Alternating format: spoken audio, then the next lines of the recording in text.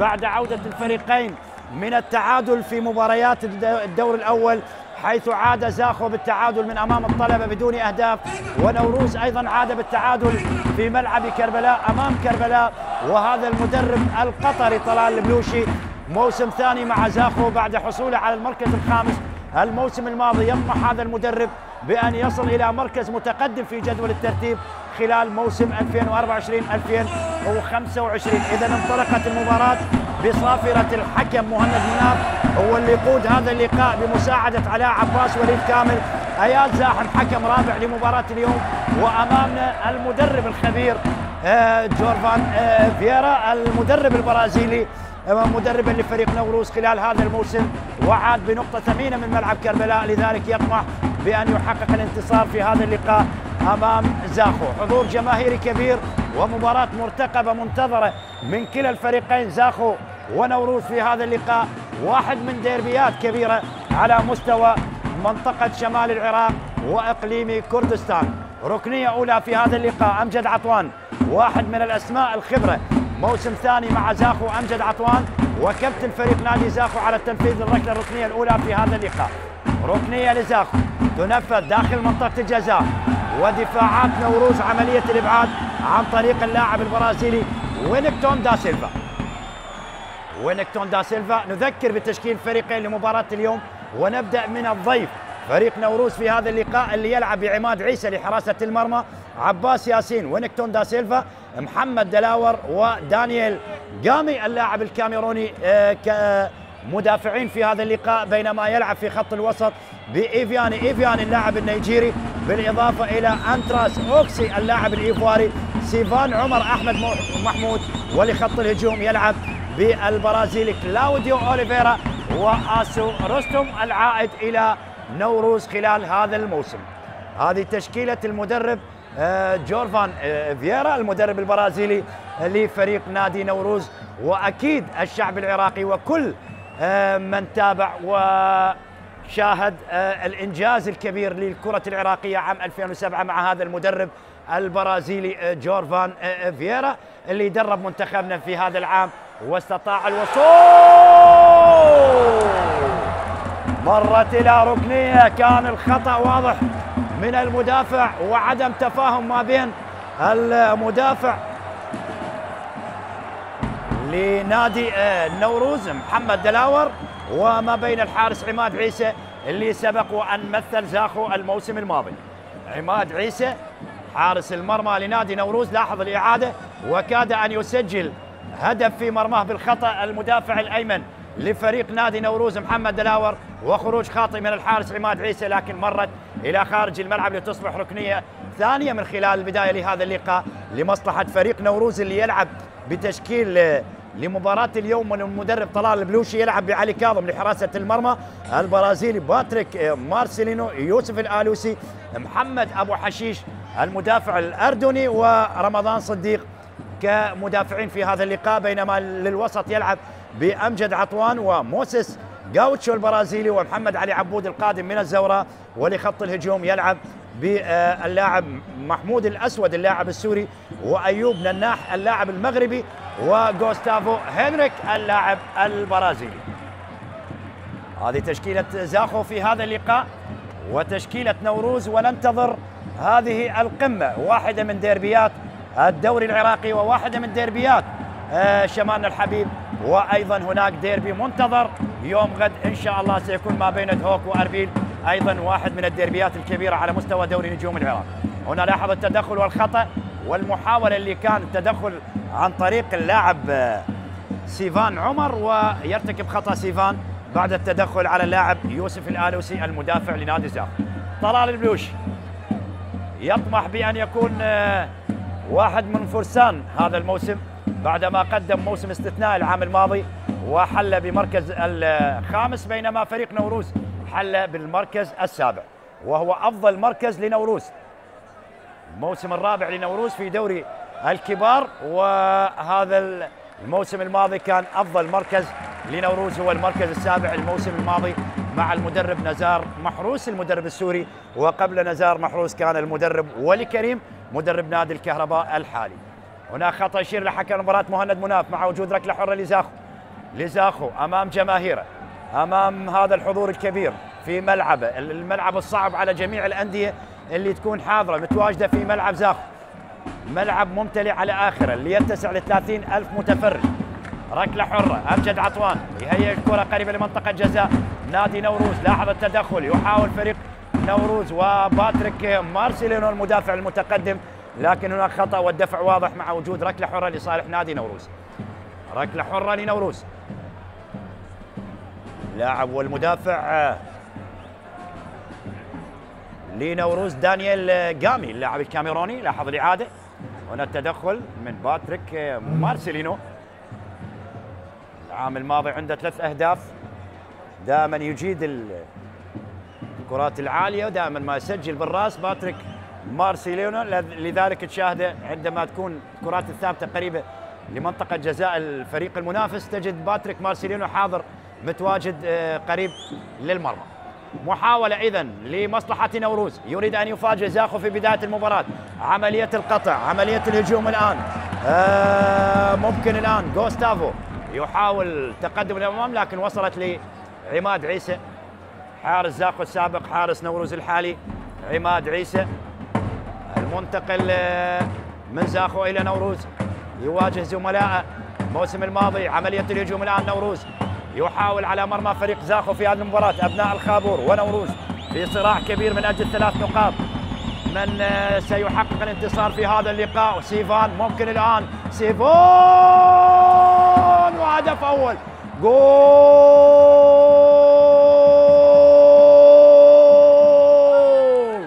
أحمد محمود يسجل لنوروز. أحمد محمود يسجل لنوروز. كانت البداية من سيفان عمر والحارس يتألق علي كاظم، لكن سيفان عمر يكملها في المرمى ليعلن فريق نوروز افتتاح التسجيل في هذه المباراة. إذا نوروز يفاجئ زاخو بهدف أول، أحمد محمود يسجل الآن لمصلحة نوروز ويجعل الفرحة في دكة بدلاء نوروز. وللمدرب جورفان فييرا صاحب 71 سنة، المدرب الخبير اللي يحضر من جديد إلى العراق، لكن عبر الأندية العراقية وبالتحديد عن طريق فريق نادي نوروز من خلال هذا الموسم. لذلك فريق نوروز في أول محاولة على مرمى زاخو يسجل أول أهداف المباراة. لاحظ سيفان عمر الحارس يتألق في مرة أولى، لكن الثانية من أحمد محمود يسكنها في الشباك ليعلن فريق نادي نوروز أول أهداف المباراة في هذا اللقاء في هذا الديربي. الآن بدأت المتعة، بدأت الإثارة، بدأت اللحظات اللي ينتظرها الجمهور، خصوصا جمهور نوروز، بينما جمهور زاخو هو من كان ينتظر أن تكون البداية أولى في هذا اللقاء. هنا المحاولة، حكم مباراة مهند مناف يعلن عن وجود خطأ لمصلحة فريق زاخو. ركلة حرة لزاخو، يشير إلى حكم المباراة مهند مناف. ركلة حرة زاخو. إذا نوروز يسجل في بداية المباراة الدقائق الثمان الأولى، يسجل أول أهداف اللقاء في مرمى زاخو ويجعل الصمت يطبق على المدرجات. أحمد محمود يجعل الصمت على مدرجات ملعب زاخو، لكن أي هتافات، أي أصوات سنستمع إذا ما سجل زاخو، إذا ما سجل زاخو، إذا ما عدل زاخو. هذا أمجد عطوان اللاعب اللي سجل في آخر مباراة جمعة زاخو بنوروز، المباراة اللي انتهت 2-0 لمصلحة زاخو. أمجد عطوان واللاعب فرانك سيدريك لاعب نادي القرمة الحالي اللي خسر قبل هذه المباراة القرمة أمام نادي النفط في ملعبه وأمام جماهير القرمة بهدفين مقابل لا شيء. ركلة حرة أمجد عطوان داخل منطقة الجزاء، وعماد عيسى بمبدأ السلامة عملية الإبعاد. محاولة تستمر لمصلحة فريق زاخو. باتريك متقدم، عادت لدفاعات فريق نادي زاخو. عملية تغيير اللعب عبر الأطراف بالنسبة لزاخو. هناك لاعب يشكو من إصابة، حكم المباراة يوقف اللعب. حكم اللقاء مهند مناف لاحظ الإعادة ولاحظ التدخل من عماد عيسى حارس المرمى لنادي نوروز وعملية الإبعاد. وهناك لاعب يشكو من إصابة، واعتقد إيفياني وطلال البلوشي. طلال البلوشي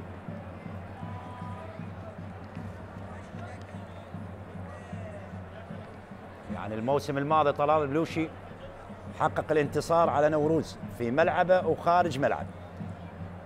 فاز في المباراة الأولى 1-0. هنريك غوستافو سجل هدف المباراة الوحيد، وفي مباراة الإياب طبعا أيضا زاخو فاز 2-0. أمجد عطوان فرانك سيدريك. وعلى فكرة طبعا الفريقين متعادلين بالنتائج، يعني التعادل غائب عن مباراة نوروز وزاخو. 6 مواجهات سابقة ما بين زاخو ونوروز، والمواجهات قسمت ما بين الفريقين طبعا، 3 منها لزاخو و3 منها لنوروز. وحتى الأهداف سجلت في المباريات السابقة 12 هدف، 6 منها لنوروز و6 منها لزاخو. يعني تقاسموا الفريقين الأهداف وتقاسموا النتائج. الفوز في حالة الفوز والتعادل لم يحضر ما بين نوروز وزاخو، لذلك اليوم ممكن فض الشراكة ما بين الفريقين إذا ما حقق الانتصار فريق على حساب الآخر، أو ستكون النتيجة تعادل ويكون التعادل الأول ما بين زاخو ونوروز. عملية التغيير جهة اليسار لمصلحة فريق نادي زاخو. عملية الهجوم الآن عن طريق الجانب الأيسر. المحاولة تستمر عن طريق مدافع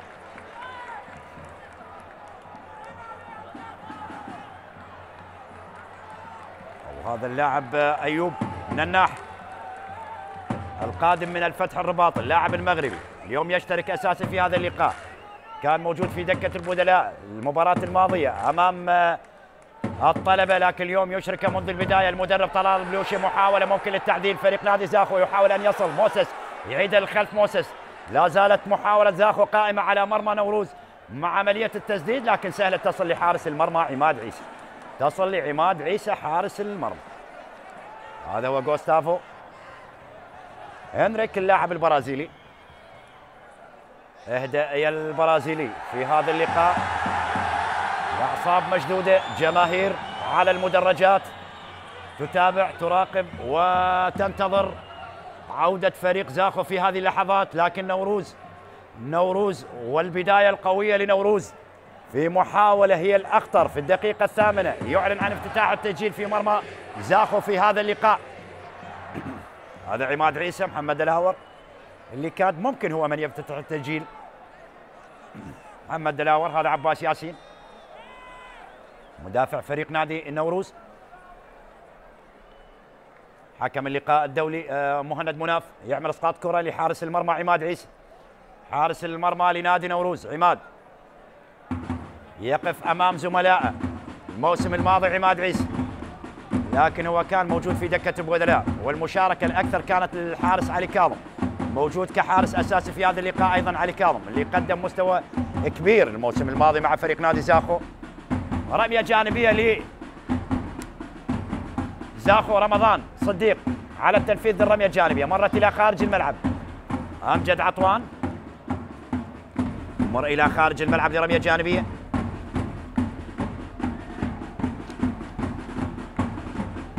لمصلحه نوروز. كره عن طريق الوسط. انتراس اوكسي اللاعب الايفواري. محاوله قائمه وصراع في منتصف الملعب. هنا حكم اللقاء يشير الى وجود خطأ. ركله حره لصالح نادي نوروز. ركله حره لنوروز. مهند مناف قريب. ايوب نناح ايضا قريب، اللاعب المغربي قادم من الفتح الرباطي، وايضا سبق وان مثل الرجاء والرشاد الانديه المغربيه عنده مباراتين دوليه مع منتخب المغرب. هنا كلاوديو اوليفيرا طبعا هداف المواجهات. كلاوديو اوليفيرا ما بين زاخو ونوروز عنده 3 أهداف في مواجهات سابقه موسم 2022 23 سجل هدف، وموسم ايضا بنفس الموسم سجل هدفين في مرمى نادي زاخو. عنده 3 أهداف. كلاوديو اوليفيرا ملقب بمارادونا. ركله حره لصالح نادي نوروز. سيفان عمر صانع الهدف الاول لنوروز في مرمى زاخو. ركله حره مباشره، ممكن نشاهد هدف ثاني. تكون الامور صعبه على زاخو داخل منطقه الجزاء، ممكن الراسيه، لكن الالوسي عمليه الابعاد الى ركله ركنيه. ركله ركنيه لنوروز. يوسف الالوسي وعمليه الابعاد الى ركله ركنيه لمصلحه فريق نادي نوروز. علي كاظم الحارس الدولي موسم ثاني لعلي كاظم مع زاخو، قادما من نفط الوسط، الفريق اللي هبط الموسم الماضي الى دوري الممتاز العراقي. ركله ركنيه سيفان هل يعطي هدف امان لفريق نوروز؟ هدف ثاني، ركله ركنيه ممكن نوروز امام زاخو. اكيد المباراه صعبه على الفريقين، بدايه مشوار، كل فريق يطمح بالثلاث نقاط بعد الحصول على نقطه في المباراه الاولى داخل منطقه الجزاء. ممكن استغلال هذه المحاولات لمصلحه فريق نوروز. عمليه الابعاد من الدفاعات لنادي زاخو، المحاوله مستمره هناك على الطرف الايسر. ممكن نوروز يحاول ان يهاجم باكثر من لاعب على مرمى زاخو. هنا عمليه الابعاد وتصبح رميه جانبيه لمصلحه فريق زاخو من الجهه البعيد. سيفان عمر، رمضان صديق على التنفيذ للرميه الجانبيه. تنفذ الرميه الجانبيه للوسط، محمد علي عبود قادم من الزوراء، بنفس التوقيت الزوراء يلعب مع الكرخ، بنفس التوقيت لهذه المباراه الزوراء امام الكرخ، ايضا واحد من ديربيات العاصمه. عمليه الهجوم لمصلحه فريق نادي زاخو، هناك خطا وبطاقه صفراء، اكيد بطاقه صفراء يشيرها حكم المباراه. إيفياني اللاعب النيجيري يحصل على بطاقة صفراء أولى في هذا اللقاء. إيفياني ركلة حرة لزاخو، لاحظ التدخل على أمجد عطوان اللي يحصل على خطأ مع وجود ركلة حرة مباشرة. لاحظ هنا الإعادة، هنا المحاولة، هنا اللقطة، وحكم المباراة تمركزه كان ممتاز مهند مناف، لذلك يعطي القرار السليم وبالتالي يعطي ركلة حرة مع بطاقة صفراء للنيجيري إيفياني. ركلة حرة أمجد عطوان قريبة لمنطقة الجزاء اللي دائما متقدم باتريك مارسيلينو اللاعب البرازيلي. المحاولة تستمر، يحاول الضغط بأكثر من لاعب زاخو على مرمى نوروز، ودفاع نوروز لا زال يدافع عن المرمى ويدافع عن التقدم، وممكن يذهب بالنقاط الكاملة من ملعب زاخو. ممكن نوروز يذهب بالنقاط الكامل. كرة النقل لجهة اليسار، نناح مرت على نناح، عادت لمصلحة فريق نادي نوروز. هذا دلاور يلعب كرة لجهة اليمين، ممكن سيفان، وتصطد وتبعد إلى خارج الملعب لرمية جانبية. محمد أبو حشيش لاعب المنتخب الأردني قادم من نفط الوسط، كان الموسم الماضي مع نفط الوسط. محمد أبو حشيش مدافع اليسار لنادي زاخو. رمية جانبية محمد دلاور على التنفيذ للرمية الجانبية. بدأت المباراة وانطلقت الشرارة الأولى للمباراة بهدف لاعب أحمد محمود اللي أعلن عن افتتاح التسجيل، والمباراة لا زال فيها الكثير، لا زالت الأمور في البداية، لذلك ننتظر من نوروز وزاخو بعدما قدموا موسم أكثر من رائع الموسم الماضي. زاخو ونوروز، زاخو بنفس المدرب، لكن نوروز كان في البداية ولي كريم، بعد ذلك نزار محروس، واليوم استخدام للمدرب الكبير والخبير المدرب جورفان فييرا مدرب البرازيل. يوسف الآلوسي، زاخو، فييرا اللي سبق وأن عمل في مصر طبعا مع الزمالك الإسماعيلي، أنبي المصري، وفي الإمارات اتحاد كلباء، بنياس والشارقة، وفي تونس أيضا درب النجم الساحلي، درب منتخب الكويت، لكن هو آخر فترة قضاها مع نادي السيب العماني وحقق لقب الدوري العماني مع نادي السيب. جورفان فييرا واليوم يتواجد في العراق من جديد مع نادي نوروز كمدرب. عملية الهجوم الآن لمصلحة نادي زاخو قريبة لمنطقة جزاء نوروز، وإلى ركنية ثالثة لزاخو. ركنية ثالثة لزاخو مرت على دانييل قامي اللاعب الكاميروني مدافع اليسار لنادي نوروز. هذا قامي، عملية الإبعاد من جديد إلى خارج الملعب لركلة ركنية وغير راضة. أكيد هذه ابتسامة فيها الكثير للمدرب طلال البلوشي على التنفيذ للركلة الركنية بهذه الطريقة. كرة النقل الوسط، محمد علي عبود، رمضان، محاولة لمصلحة فريق زاخو، عودة للخلف، يوسف الآلوسي، محمد أبو حشيش، عملية تقدم أمام باتريك يحاول التقدم لأمام باتريك قريبا لمنطقة الجزاء. ممكن الآن جوستافو داخل منطقة جزاء نوروز، تستمر المحاولة للنحو والضغط، ولكن مرت وأبعدت إلى خارج الملعب لرمية جانبية لمصلحة نادي زاخو من الجهة القريبة. أيوب نناح محمد أبو حشيش، عملية تغيير موسيس يعيدها إلى أبو حشيش، نناح كرة يتناقلها زاخو داخل منطقة الجزاء وأمجد عطوان ضاعت على زاخو، ضاعت على زاخو موسيس البرازيلي يطيح بالكرة بعيدة عن مرمى نوروز، موسيس يطيح بالكرة بعيدة عن مرمى نوروز. لاحظ الإعادة،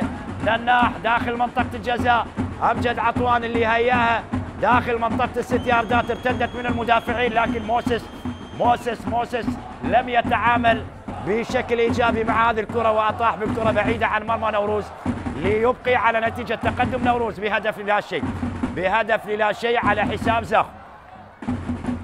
مع كل لقطة، مع كل محاولة، مع كل فرصة لزاخو نشهد المدرجات تهتز، مدرجات ملعب زاخو بجماهير زاخو، وأكيد جماهير هناك لنوروز قادمة وحاضرة بزاخو لمؤازرة فريق نوروز في هذه المباراة. إلى ركلة مرمى لمصلحة فريق نادي زاخو، ركلة مرمى لزاخو، الحيازة والاستحواذ لزاخو، لكن النتيجة لنوروز على حساب زاخو، تقدم بهدف. عملية تمرير الأمام، أمجد يحاول اللحاق بالكرة، أمجد لكن طالت إلى خارج الملعب لتصبح رمية جانبية. هذا عباس ياس قلب الدفاع لنادي نوروز، أقرب لمحمد دلاور على التنفيذ للرمية الجانبية. محمد دلاور يقع الكرة الأمام لكن طالت على آسو رستم إلى خارج الملعب لرمية جانبية. وآسو رستم عنده هدف في مرمى زاخو في أول مواجهة جمعت الفريقين اللي فاز فيها نوروز بهدفين مقابل هدف واحد. آسو رستم هو تألق في البداية مع نادي نوروز، سجل هدف آسو رستم وديار ياخي، ولوكاس سانتوس لاعب زاخو السابق لاعب الشرطة الحالي هو اللي سجل هدف زاخو الوحيد في تلك المباراة اللي انتهت 2-1 لنادي نوروز. أول مواجهة جمعت الفريقين، آسو رستم سجل واحد من الأهداف. اليوم هو مهاجم عائد لنوروز، سبق وأن مثل أربيل وطبعا مثل نادي الشرطة السالمية في الدوري الكويتي، لاعب منتخب وطني سابق آسو رستم. رمية جانبية، واحد من نجوم الخليج 25 في العراق في البصرة الفيحاء، هذا رمضان صديق على التنفيذ الرمية الجانبية. زاخو يحاول العودة لأجواء المباراة على الأقل من خلال الشوط الأول، يعدل النتيجة. تنفذ الرمية الجانبية في المنتصف، إيفياني صاحب البطاقة الصفراء الوحيدة هذا محمد علي عبود، عملية تغيير الجهة اليسار، ممكن زاخو تنويع اللعب عبر الأطراف جهة اليمين واليسار. أيوب نناح يحاول يمر، المغربي يحاول التمرير لكن يخطف التمرير أيوب نناح، وبعد ذلك مرت إلى خارج الملعب. سيفان عمر طالت على سيفان عمر، رمية جانبية لصالح نادي زاخو. تنفذ الرمية الجانبية، أيوب نناح 31 سنة اللاعب المغربي أيوب نناح.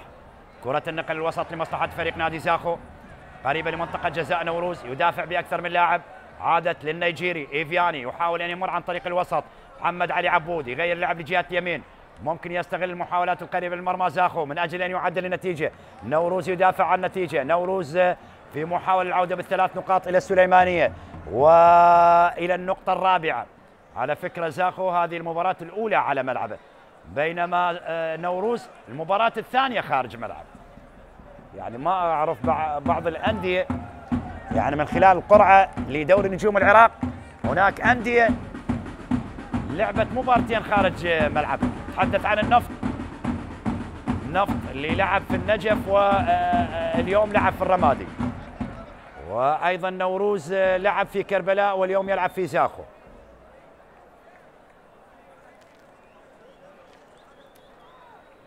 رمية جانبية لمصلحة نوروز، أمجد عطوان لاعب الوسط وكابتن فريق نادي زاخو.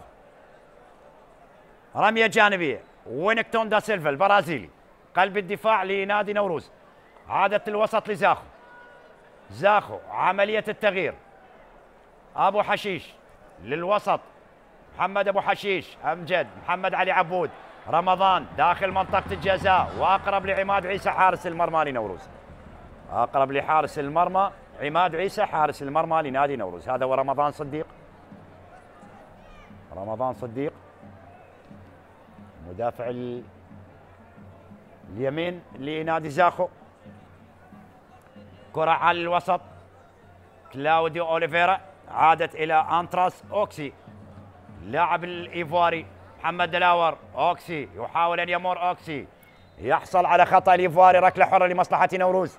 محمد علي عبود يرتكب خطأ، اللاعب اللي يمثل قوة جوية والزوراء اليوم مع زاخو داخل منطقة الجزاء. آسو رستم الرأسية داخل منطقة جزاء زاخو، الإبعاد من الآلوسي. عادت لدفاعات نادي نوروز، أقرب إلى دانييل جامي للوسط. إيفياني محمد دلاور. محمد دلاور عملية التمرير الأمام خطيرة على مرمى فريق نادي زاخو، قريبة لمنطقة جزاء زاخو. هناك خطأ وركلة حرة. هذا أحمد محمود صاحب هدف المباراة الوحيد. يعني الفريقين ما سجلوا في مباراة الافتتاح، في مبارياتهم الافتتاحية طبعا ما سجلوا. زاخو تعادل بدون أهداف مع الطلبة، ونوروز أيضا ما سجل في مباراة كربلاء.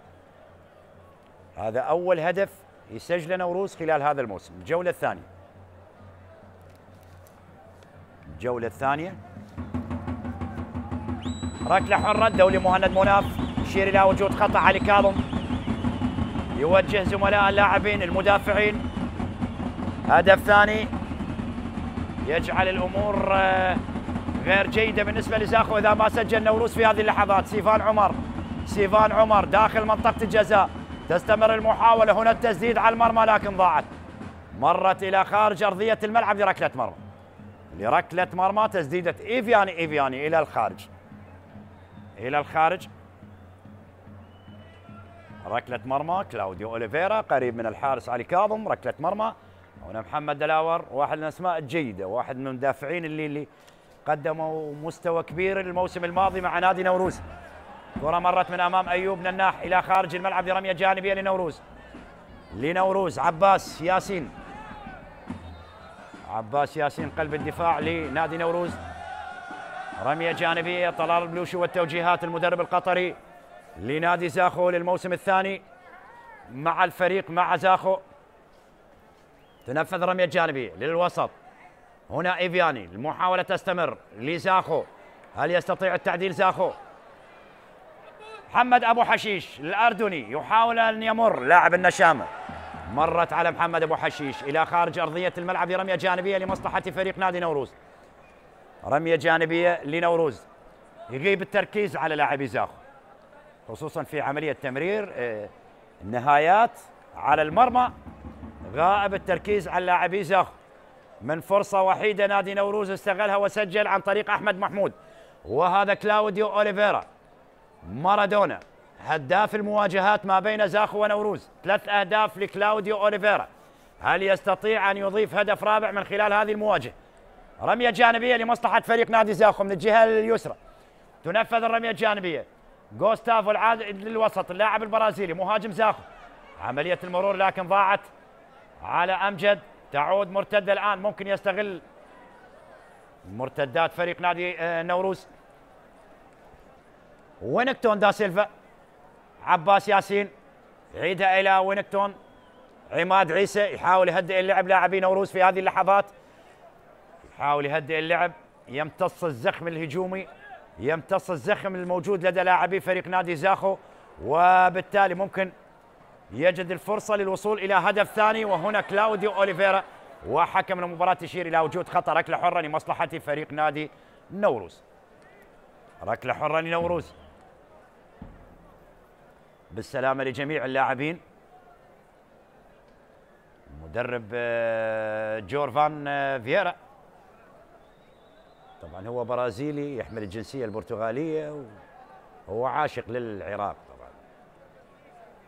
عند قلادة طبعا هي تحمل خارطة العراق،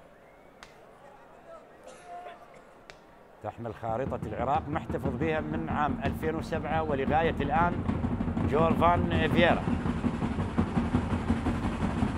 كرة عالية للأمام لمصلحة فريق نادي زاخو. نوروز عملية الهجوم الآن لمصلحة نوروز. ممكن سيفان هل يصنع هدف ثاني كما صنع الهدف الأول؟ وهنا محاولة لآسو رستم. مرت محاولة آسو رستم. آسو رستم كان ممكن يسجل هدف ثاني. آسو رستم مهاجم خطير، اللاعب من الممكن من أنصاف الفرص يسجل، وحاول الآن على مرمى زاخو لكن مرت كرة آسو رستم إلى خارج أرضية الملعب بركلة مرمى لزاخو. لاحظ حاول أن يضعها بعيدة عن الحارس علي كاظم، لكن كرة آسو رستم جاورت القائم الأيسر لمرمى زاخو وإلى خارج أرضية الملعب بركلة مرمى. ركلة مرمى، لاحظ لعبها بشكل جميل آسو رستم، لعبها بشكل جميل آسو رستم. لو كانت في المرمى لكانت صعبة جدا على علي كاظم حارس المرمى لزاخو. عملية الهجوم الآن لزاخو، تمريرة داخل منطقة الجزاء، ممكن يستغل هذه المحاولة والتعادل، لكن عماد عيسى ضاعت على زاخو هذه المحاولة، ضاعت على زاخو محاولة كان ممكن يعدل من خلالها النتيجة، كان ممكن يعدل من خلالها النتيجة. لاحظ هنا الإعادة، هنا المحاولة،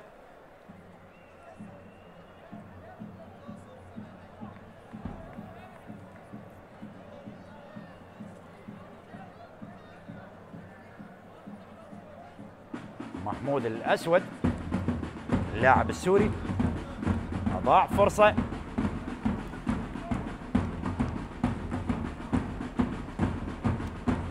محمود الأسود القادم من نادي الكرامة، واحد من الأندية الكبيرة على مستوى الدوري السوري. محمود الأسود اللاعب السوري يضيع هذه الفرصة. محمود على فريق نادي زاخو داخل منطقة الجزاء، وعباس ياسين يطالب حارس المرمى بالخروج. الحارس عماد عيسى، تأخر عماد عيسى، وبالتالي عماد عيسى كان في المرمى، وعباس ياسين طالب عماد بالخروج لالتقاط هذه الكرة. هذا رمضان صديق على التنفيذ. الرمية الجانبية لمصلحة نادي زاخو، أبناء الخابور أمام نوروز، صعبة على الفريقين. تنفذ الرمية الجانبية داخل منطقة الجزاء، ممكن يستغل هذه المحاولة فريق نادي زاخو، يحاول أن يعدل قبل النهاية للشوط الأول. تستمر المحاولة مع تقدم محمد أبو حشيش، والإبعاد من عباس ياسين إلى خارج الملعب برمية جانبية لصالح نادي زاخو. رمية جانبية لزاخو. محمد أبو حشيش سبقوا أيضا لعب للزوراء نفط الوسط في الدوري العراقي. محمد أبو حشيش جهة اليسار زاخو، عملية تمرير الأسود داخل منطقة الجزاء من الأردني للسوري، والمرتدة الآن لمصلحة نوروز. حكم المباراة يعطي مبدأ إتاحة الفرصة لفريق نادي نوروز، وهنا يشير إلى وجود خطأ مع وجود ركلة حرة لمصلحة نوروز. حلو القرار من حكم اللقاء، في البداية أعطى مبدأ إتاحة الفرصة، هو بالفعل كان هناك تدخل وخطأ، لكن في المرة الثانية أشار لوجود خطأ. والبطاقة الصفراء الثانية، البطاقة الصفراء الثانية في هذا اللقاء، بطاقة صفراء ثانية رمضان صديق.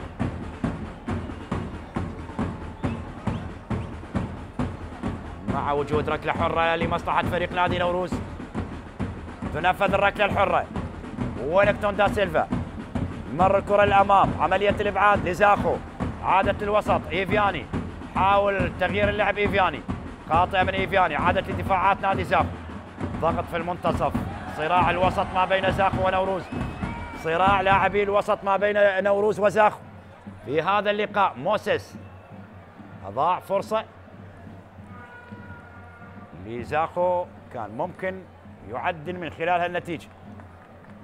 لاحظ هنا التدخل من اللاعب أنتراس أوكسي اللاعب الإيفاري، خطأ على الإيفاري أوكسي. كرة الوسط الآن نوروز، زاخو، أوكسي، عملية التمرير أقرب كلاوديو أوليفيرا البرازيلي، عادت لأوكسي من جديد. إيفياني يحاول تمرير للأمام لكن خاطئة، عادت ممكن مرتدة الآن، ممكن زاخو يعدل الآن. عملية تغيير اللعب إلى جهة اليسار إلى محمود الأسود، يحاول يمر محمود، يقع الكرة أمام منطقة الجزاء لكن بعيدة على نناح، بعيدة على أيوب نناح. كانت تمريرة اللاعب محمود الأسود اللاعب السوري، عادت جهة اليسار. محمود الأسود حاول نقل الكرة الأمامي، عيدها للخلف، محمد أبو حشيش. كرات يتناقلها لاعبي زاخو، عبود وداخل منطقة الجزاء. الله، فكرته جميلة من أمجد عطوان وأجمل من الحارس عماد عيسى، وأجمل من الحارس عماد عيسى. أمجد عطوان الفنان لزاخو، لاحظ لعبها بشكل مباشر على المرمى، لكن يقظة الحارس عماد عيسى حارس مرمى نوروز يبعدها في اللحظة الأخيرة إلى ركلة ركنية لصالح نادي زاخو. ركنية لزاخو. أمجد عطوان وزاخو يبحث عن تعديل النتيجة في هذه اللحظات. حكم اللقاء مهند مناف دولي يحاول فك الاشتباك داخل منطقة الجزاء ما بين لاعبي زاخو ونوروز، وأمجد عطوان يشير لزملاء التقدم. أكثر من لاعب، 5 بقمصان بيضاء داخل منطقة جزاء نادي نوروز، لكن المرتدة ممكن لنوروز. المرتدة الآن ممكن عن طريق أوتراس، يلعب كرة الوسط إيفياني، يحاول يهيئ كرة الأمام إيفياني إلى سيفان عمر، لكن بعيدة عن سيفان عمر حاول لحاق بالكرة لكن بعيدة، ومحمد أبو حشيش يؤمن على الكرة، تركب دوره إلى خارج الملعب لتصبح ركلة مرمى لصالح نادي زاخو. هذا محمد أبو حشيش لاعب الأردن. كرة عالية، أيوب نناح قريبة لحارس المرمى عماد عيسى، وحكم المباراة أمجد عطوان ماذا أشار؟ مهند مناف الدولي ماذا أعطى من هذا القرار؟ هل هناك عودة إلى الفار؟ لاحظ للمرة الثانية يخطأ الدفاع والحارس لفريق نادي نوروز، وكاد أن يكلف فريق نوروز هذا الخطأ الكثير في هذه اللحظات. لاحظ عماد عيسى بمواجهة اللاعب أمجد عطوان لاعب الوسط، لاحظ هذه المرة المدافع وينغتون دا سيلفا يطلب من عماد عيسى التقدم، وقبلها أيضا كان هناك المدافع عباس ياسين يطلب من الحارس التقدم، لكن يبدو لي عماد عيسى بعض الشيء خوف من هذه المباراة. يعني المباراة أكيد هي صعبة على لاعبي الفريقين، لكن واضح بعض الارتباك على الحارس عماد عيسى حارس المرمى لفريق نادي نوروز. كرة عادت للوسط لزاخو، أقرب لي باتريك مارسيلينو، عملية تغيير. رمضان صديق إلى يوسف الآلوسي، محمد علي عبود لاعب الوسط لاعب الارتكاز لنادي زاخو، حاول التقدم للأمام. نقترب من الدقيقة 40 ولا زال التقدم لنوروز بهدف لا شيء. الدقيقة 8 سجل عن طريق اللاعب أحمد محمود اللي أعطى الأفضلية لنوروز على حساب زاخو. كرة النقل الوسط، محمد علي عبود عيدها إلى أمجد عطوان، أمامية للأسود محمد أبو حشيش. محمود حاول يمر محمود الأسود، طريق الجانب الأيسر لزاخو، عملية الهجوم قريبة لمنطقة جزاء نوروز، عملية الإلحاق سيفان عمر قريب من علم الزاوية. سيفان عمر لاحظ الصراع لا زال موجود، محمود والصراع موجود. زاخو ونوروز على نقاط المباراة، وكل فريق يبحث عن الانتصار الأول من خلال الجولة الثانية. الانتصار الأول في بداية موسم طويل وموسم كبير ما بين الأندية العراقية 20، وضاعت أخرى لنوروز، مرة أخرى تضيع على زاخو وأيضا أمجد عطوان.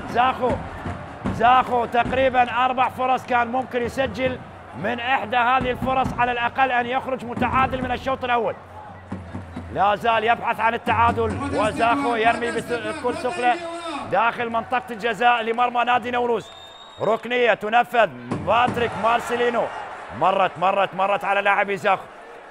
على لاعبي زاخو، ممكن يستغلها اللاعب سيفان عمر يحاول الضغط على لاعبي نادي زاخو ومدافعي زاخو، لكن تغطية ممتازة عن طريق المدافع الأيمن لزاخو رمضان صديق. اعتراض من جورفان فييرا مدرب البرازيلي، لاحظ هذه الإعادة والفرصة اللي كان ممكن فريق نادي زاخو بداية من لاعب غوستافو هنريك وبعد ذلك تسديدة أمجد عطوان اللي اصطدت بعباس ياسين اللي ينقذ مرمى فريق نادي نوروز من هدف تعادل لزاخو. عباس ياسين لحد الآن مع المدافع الآخر وينكتون دا سيلفا، تمركزهم جيد.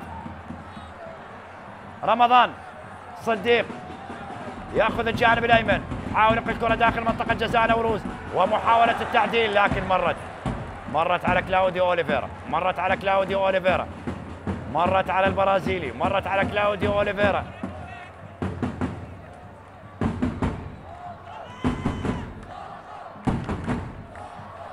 وهذا غوستافو هنريك. كلاوديو اوليفيرا هو مهاجم نوروز، عذرا. عماد عيسى حارس المرمى لنادي نوروز، عماد عيسى حارس المرمى لنوروز يلعب كرة عالية الأمام، عملية تمرير.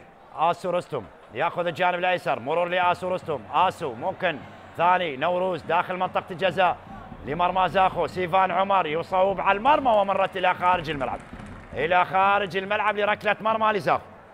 ركلة مرمى لزاخو. قد يكون القرار إلى ركنية، قد تكون هناك لامست حارس المرمى علي كاظم. هل لامست الحارس علي كاظم؟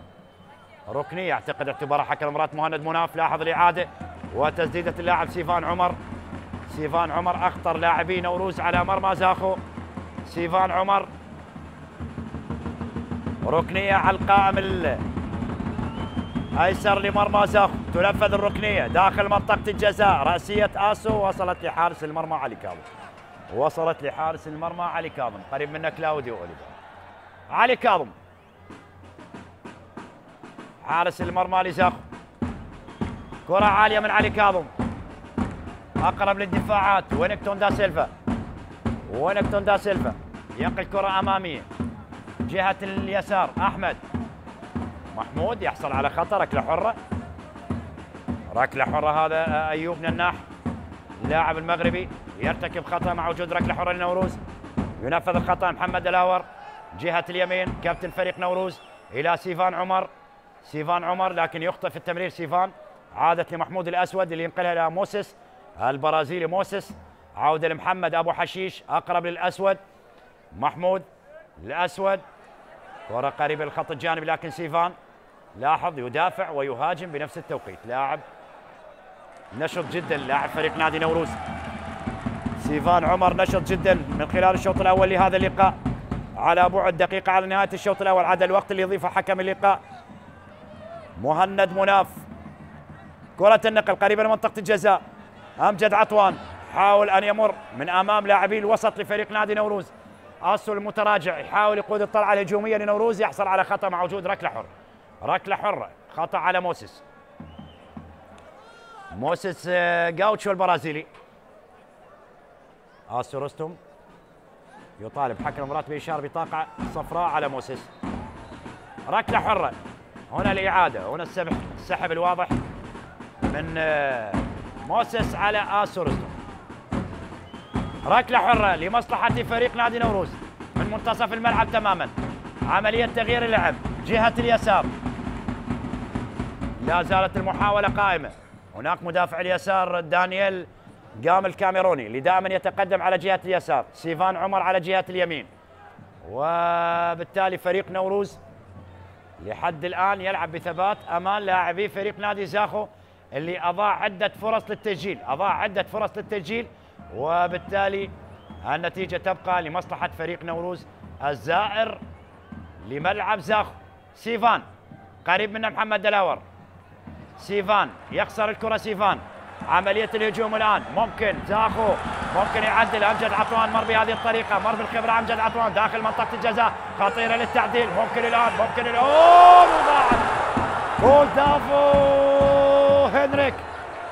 غوستافو هنريك.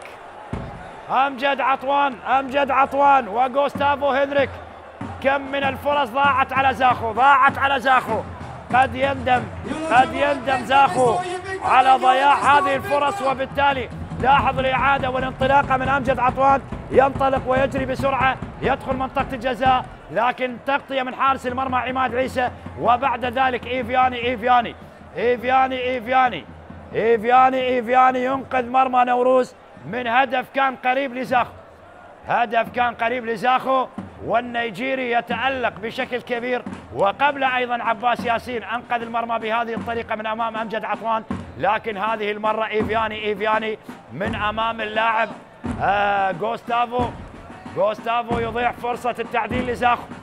إذا دقيقتين وقت محتسب بدل ضاع، خلاص الشوط الأول انتهى الوقت الأصلي، نلعب في الوقت المحتسب بدل ضاع. أبو حشيش والرأسية مرت إلى خارج الملعب. فرص عديدة لزاخو، فرص كثيرة لزاخو لم تستغل. هذا الأسود محمود الأسود للمرة الثانية يواجه مرمى فريق نادي نوروز، لكن هذه المرة والمرتين مرت على الأسود.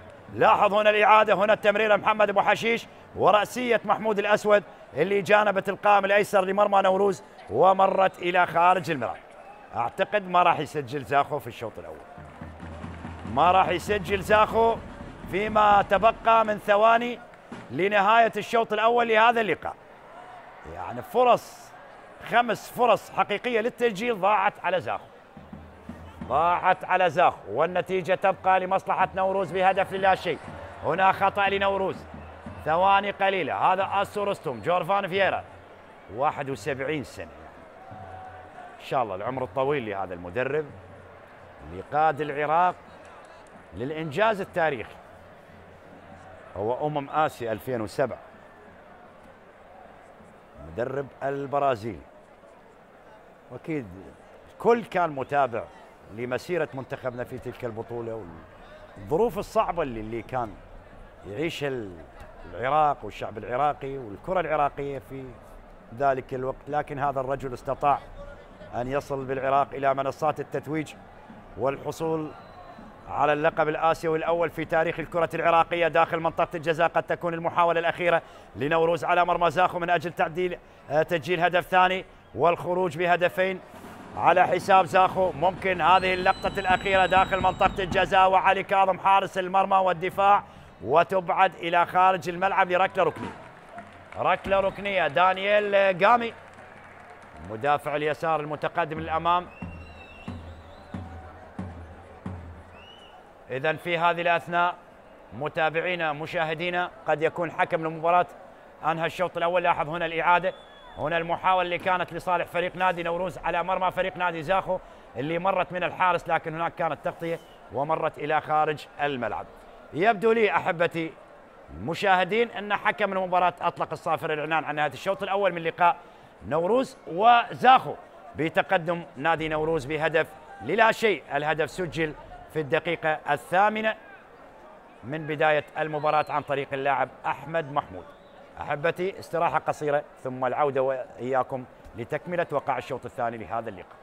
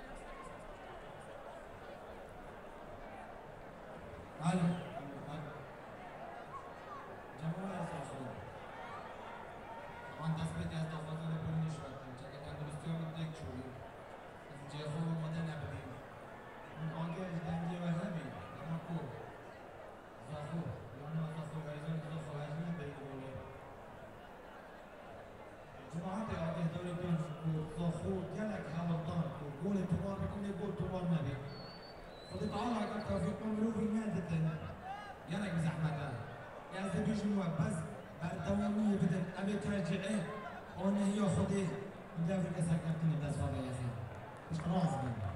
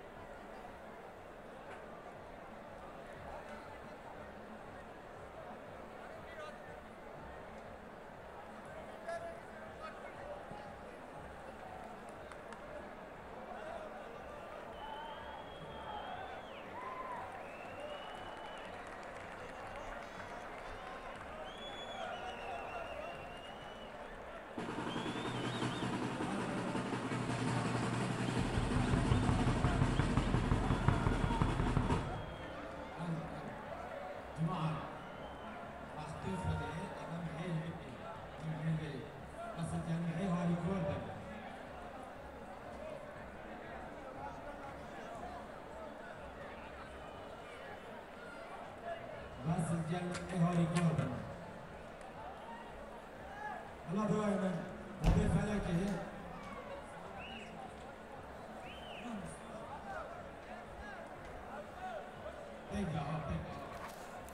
بس خدي از سرخوضة بين الزئي والعمر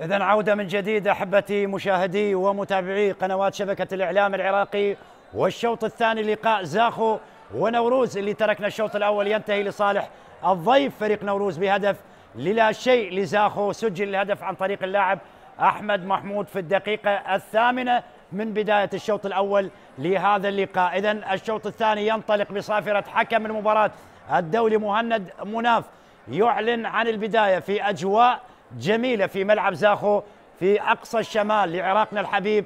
لذلك المباراة مرتقبة من كلا الفريقين في واحدة من الديربيات المهمة على مستوى دوري نجوم العراق، وأيضا ديربي شمالي مرتقب ما بين الفريقين بعد ما شاهدنا شوط أول ممتاز جدا قدم لاعبي الفريقين، وخصوصا فريق نوروز اللي يتقدم بهدف، وأيضا زاخو اللي حقق الأفضلية من خلال الحيازة وضياع الفرص ولم يستطع معادلة النتيجة، لكن يطمح من خلال الشوط الثاني العودة لأجواء المباراة. إذن نوروز بدأ يلعب من اليمين لليسار بزيه الأحمر الموشح بالأسود، وزاخو بدأ يلعب من اليسار لليمين بزيه الأبيض الموشح بالأحمر، وهو الزي الاحتياطي لفريق نادي زاخو.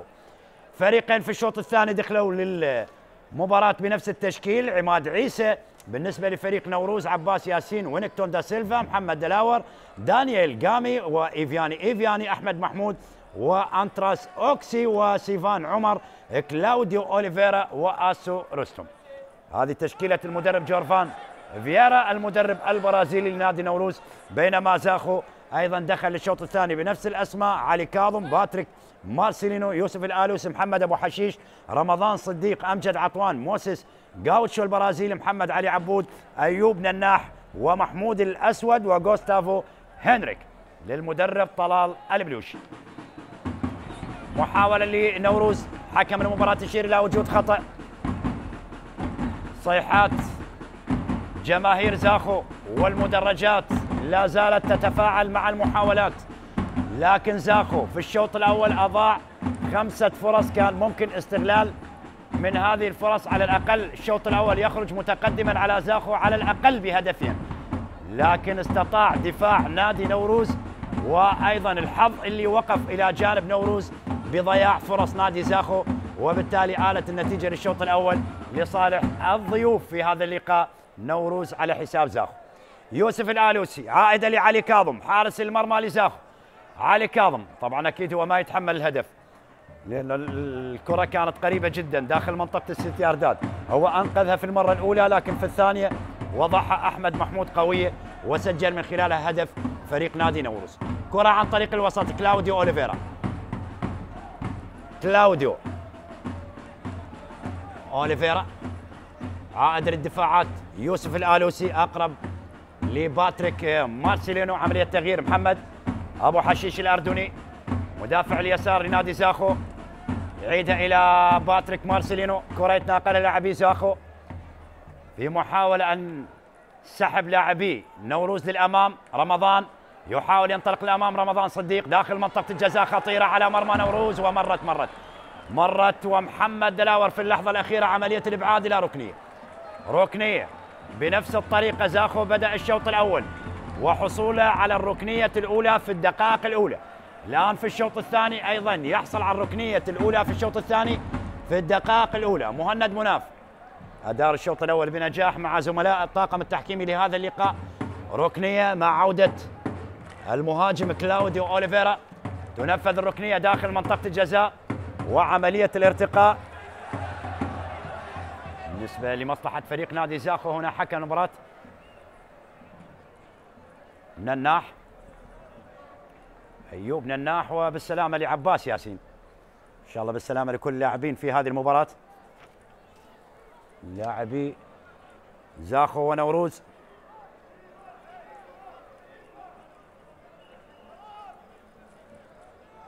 حكم المباراة يوقف اللعب في هذه الأثناء لوجود ارتطام داخل منطقة الجزاء.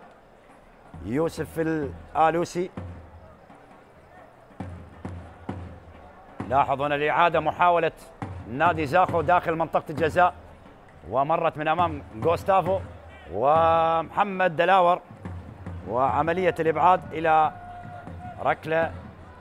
ركنية لصالح نادي زاخو. هنا تدخل خطأ على أحمد محمود، ركلة حرة لمصلحة فريق نادي زاخو. إن شاء الله بالسلامة، ما نتمنى الإصابات، وبطاقة لأحمد محمود صاحب هدف المباراة الوحيد.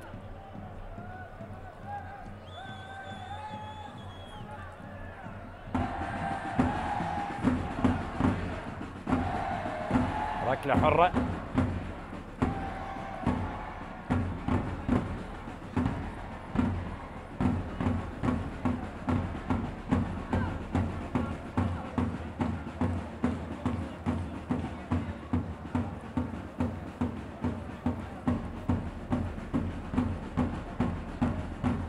هذا واحمد محمود. هدف وبطاقة صفراء لأحمد محمود في هذا اللقاء. الرأسية تعود لآلوسي قريبة لمنطقة الجزاء. غوستافو ضغط على لاعبي ومدافعي فريق نوروز، عائدة من إيفياني. هناك على الطرف الأيمن لمصلحة فريق نادي نوروز محمد دلاور، للوسط لنادي نوروز لاعب أوكسي، تصطد وتبعد إلى خارج الملعب برمية جانبية.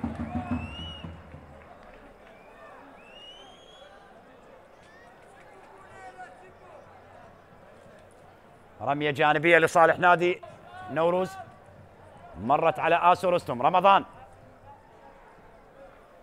رمضان صديق،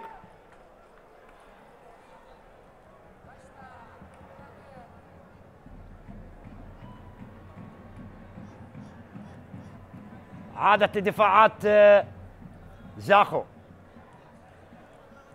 محمد علي عبود يعيدها للخلف جهة اليمين.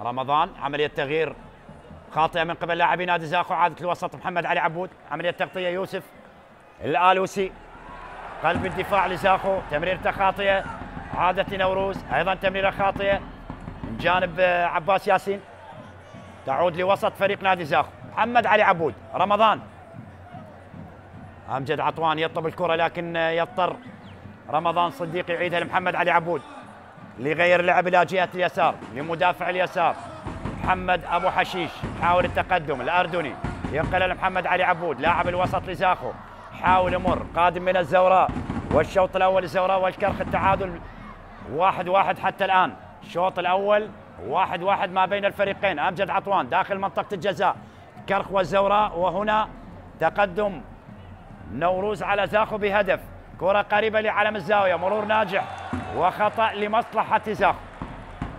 هذا هو محمود الأسود اللاعب الأردني.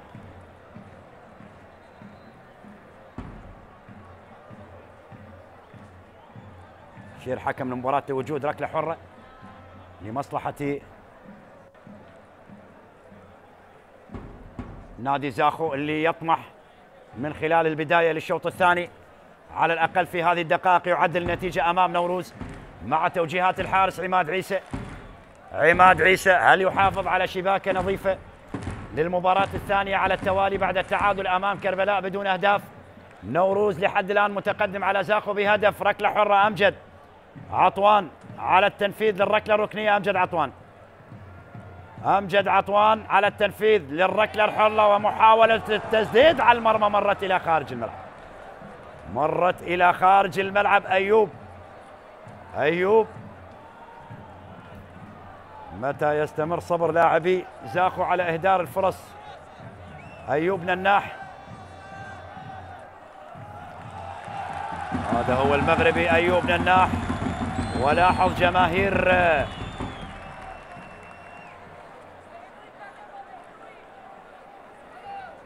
زاخو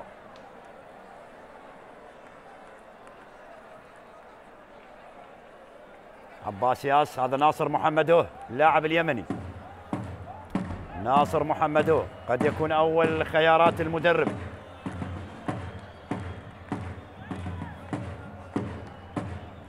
قد يكون المدرب أول خياراته ناصر محمدوه اللي لعب أساسي في المباراة أمام الطلبة، قد يكون هو القادم كتغيير أول بالنسبة للمدرب القطري طلال البلوشي مدرب نادي زاخو. رمضان صديق واضح في الصورة، رمية جانبية لمصلحة نادي نوروز، رمية جانبية لنوروز.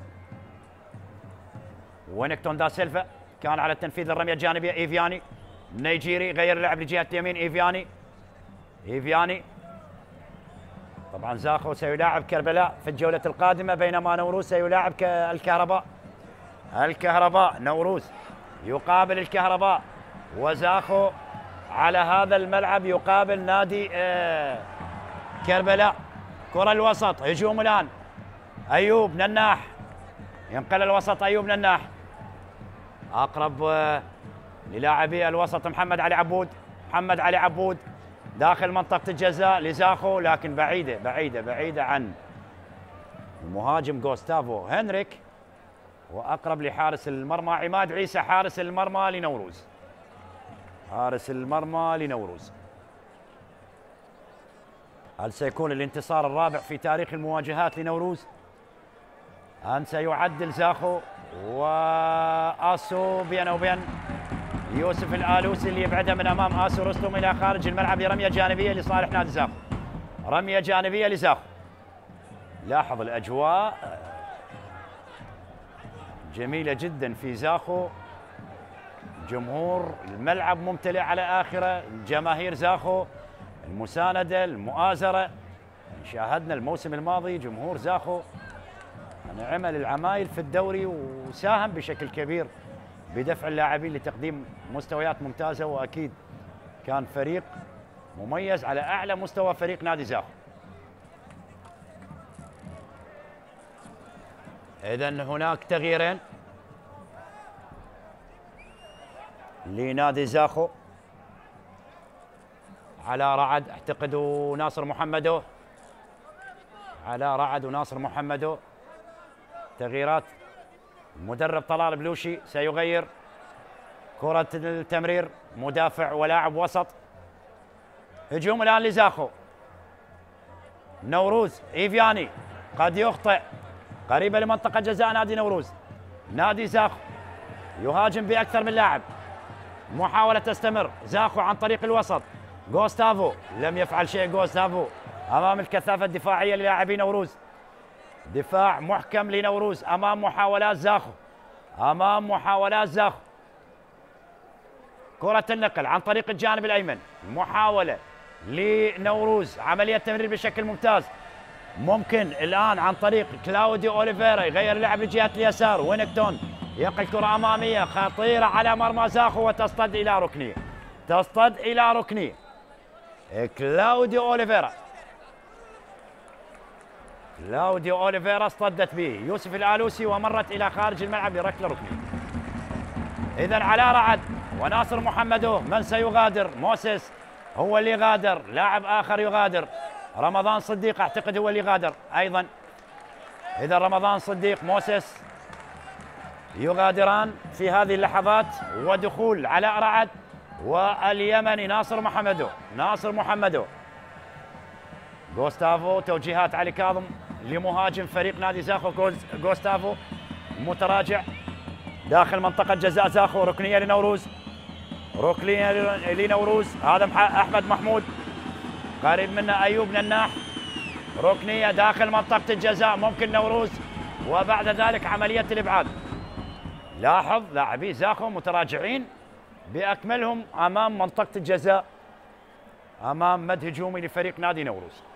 عماد عيسى، كرة عالية من عماد عيسى، بعاد من علاء رعد، مدافع اليمين لنادي زاخو.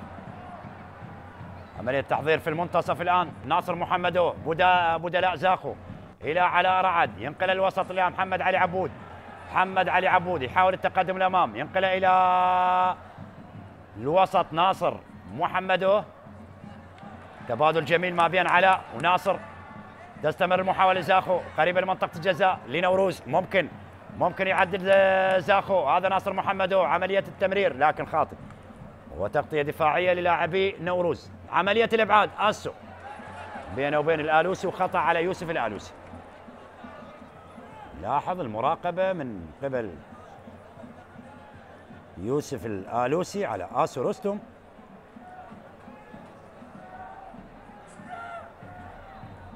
هنا الإعادة، الدفع الواضح من يوسف الآلوسي مع وجود ركلة حرة لنوروز لآسو رستم.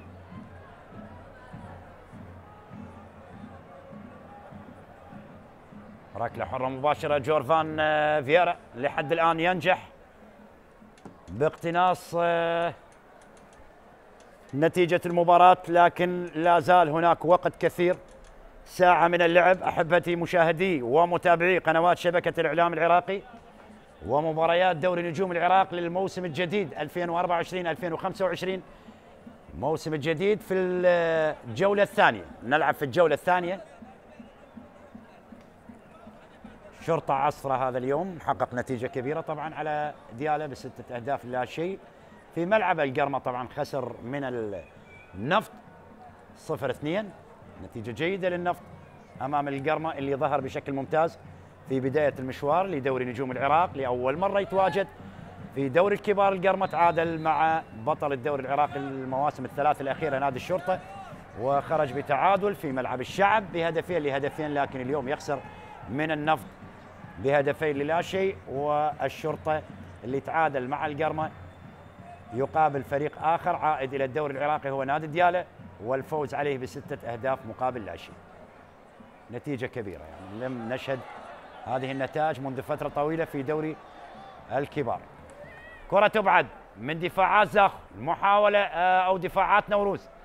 عادة الوسط على رعد اللي ساهم بالهجمة، هذا أمجد عطوان. أمجد للأمام، ناصر محمدو، محمد علي عبود داخل منطقة الجزاء، خطيرة لمصلحة فريق نادي زاخو وحارس المرمى عماد عيسى.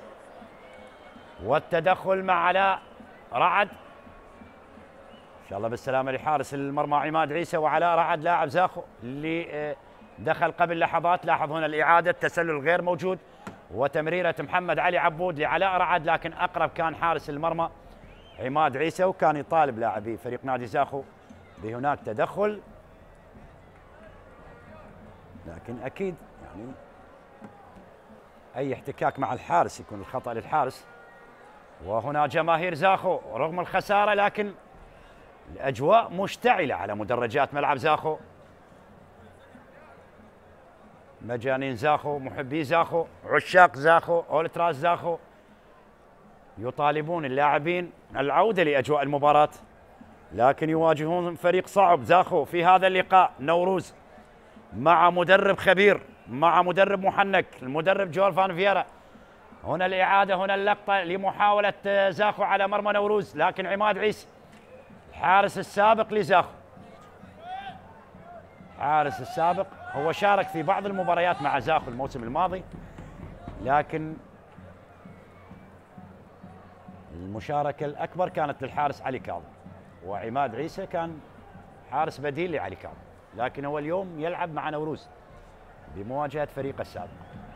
إن شاء الله بالسلامة لعماد عيسى، لكل اللاعبين في هذه المباراة. أجواء مثالية في زاخو في أقصى شمال العراق في إقليم كردستان، وهذا جورفان فييرا. جورفان فييرا هذا تشومان أحمد، تشومان أحمد حارس المرمى البديل، أو هذا هاني شاكر، عذرا هاني شاكر. لاحظ حيرة على وجوه محبي وعشاق زاخو. صامت المدرجات، كيف وإذا سجل زاخو، وإذا عدل زاخو، وإذا فاز زاخو، كيف ستكون الأجواء على هذه المدرجات؟ سنشاهد أجواء غاية في الروعة إذا ما كان هناك هدف قادم لزاخو. هناك هدف تعادل لزاخو، كرة عالية الأمام، كلاوديو أوليفيرا لأسو رستم، خطأ على أسو رستم، ركلة حرة لصالح نادي زاخو.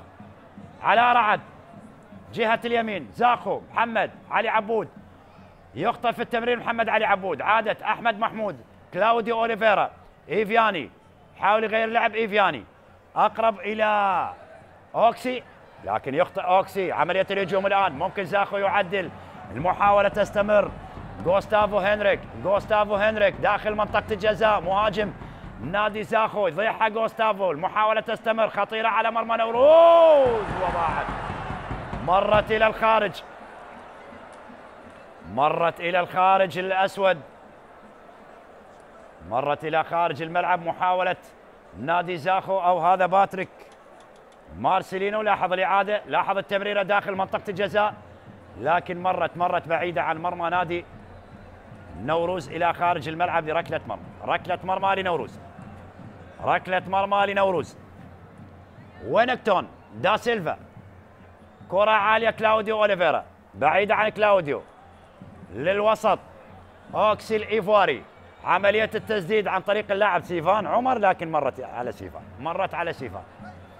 شاهدناه في الشوط الأول، يعني كان من أنشط اللاعبين في الشوط الأول من بين لاعبي زاخو وأيضا نوروز، لكن سيفان عمر قد يكون المدرب جورفان فييرا أعطاه واجبات دفاعية خلال الشوط الثاني لهذا اللقاء من أجل الحفاظ على النتيجة وعلى التقدم. محمد دلاور جهة اليمين، كرة عالية من محمد دلاور لكن بعيدة إلى خارج الملعب، رمية جانبية لزاخو من الجهات البعيدة. محمد أبو حشيش ينقل كرة الوسط إلى محمد علي عبود، لاعب الوسط لزاخو. أمجد عطوان قائد أبناء الخابور جهة اليمين، على تحضير بشكل ممتاز لكن تصطد وتبعد إلى ركلة ركنية، ركلة ركنية اصطدت بوينكتون دا سيلفا.